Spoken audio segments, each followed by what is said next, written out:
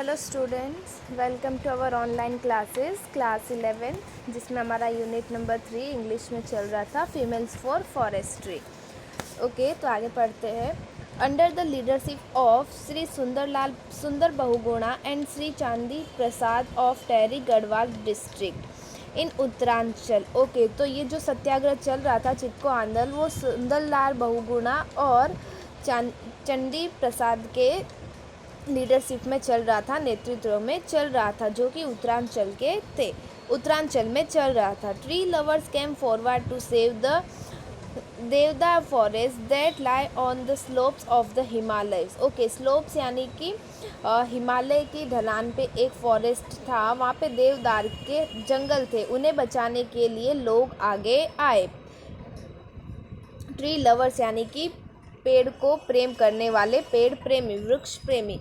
In this movement the tree lovers used to embrace the tree to save them from being cut. तो यहाँ पे क्या बोल रहे हैं कि एम्ब्रेस यानी कि गले लगाना। तो इसमें क्या होता था कि जो भी ट्री लवर थे, जो वृक्ष प्रेमी थे, वो पेड़ों को गले लगा लेते थे और पेड़ों को कटने से बचाते थे। It was popularly known as the Chipko movement, और यह मुख्य रूप से चिपको मूवमेंट की तरह चिपको आंदोलन के रूप में जाना गया। Conservation of forest is our moral duty. Okay, conservation यानी कि नष्ट होने से बचाना, जंगलों को नष्ट होने से बचाना हमारा नैतिक दायित्व है। मोरल ड्यूटी यानी कि नैतिक दायित्व।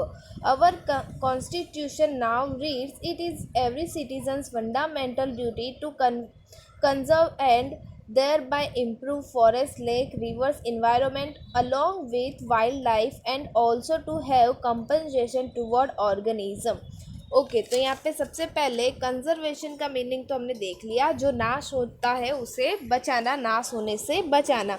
कॉन्स्टिट्यूशन का मीनिंग होता है संविधान। वाइल्ड लाइफ का मीनिंग होता है वन्य जीवन, और कंपनसेशन का मीनिंग होता है दया, और ऑर्गेनिज्म का मीनिंग होता है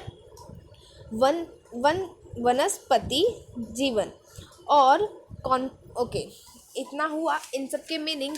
यहाँ पे आगे क्या बोल रहे हैं कि ये हमारा नैतिक दायित्व है। किन किन को बचाना? पेड़ को बचाना, जंगल को बचाना, लेक तालाब को बचाना, पर्यावरण को बचाना, वन्य जीवन को बचाना, ये हमारा नैतिक दायित्व है। ओके, तो आगे क्या बोल रहे हैं? Kangar a village of 200 families, मतलब कि एक कांगड़ गांव है जहाँ पे 200 परिवार रहते हैं। Lies at the height of 200 metre, जो कि 2000 मीटर ऊंचाई पर है। It is an excellent example of the way in which local people can manage their own forestry.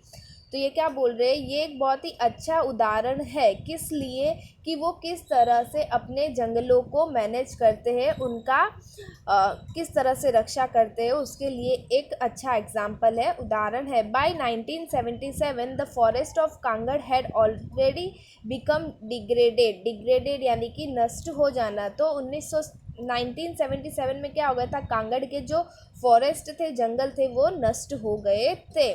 In that year, उस साल में, how ever the forest department decided, तो क्या फॉरेस्ट डिपार्टमेंट जो थे, वन्य विभाग जो थे, उन्होंने क्या डिसाइड किया? टू फेल इट यानी कि उन्हें पूरी तरह से नष्ट कर देना, मतलब वो चाहते थे कि जंगलों को पूरी तरह से काट दिया जाए। The village woman who had to walk long distance for fuel, food and water were determined to save the last patch of trees। तो यहाँ पे क्या बोल रहे हैं कि ये जंगलों को काटा जा रहा था, तो वहाँ की जो महिलाएं थी, उन्हें पानी के लिए, पशु के खुराक के लिए, मतलब कि चारे के लिए और ईंधन के लिए उन्हें दूर दूर चल के जाना पड़ता था। एंड पेच का मीनिंग यहाँ पे होता है ज़मीन का जो छोटा भाग होता है उसे। जंगल नष्ट हो रहे थे तो उन्हें दूर जाना पड़ता था। The man of Kangad though were offered work by the forest department to fell the trees.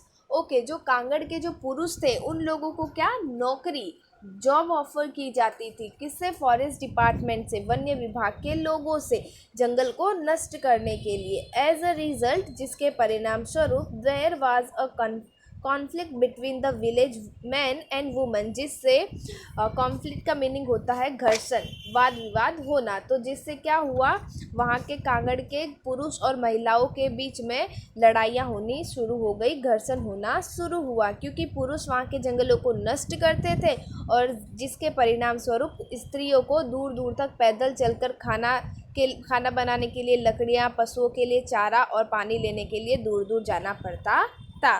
Thank you.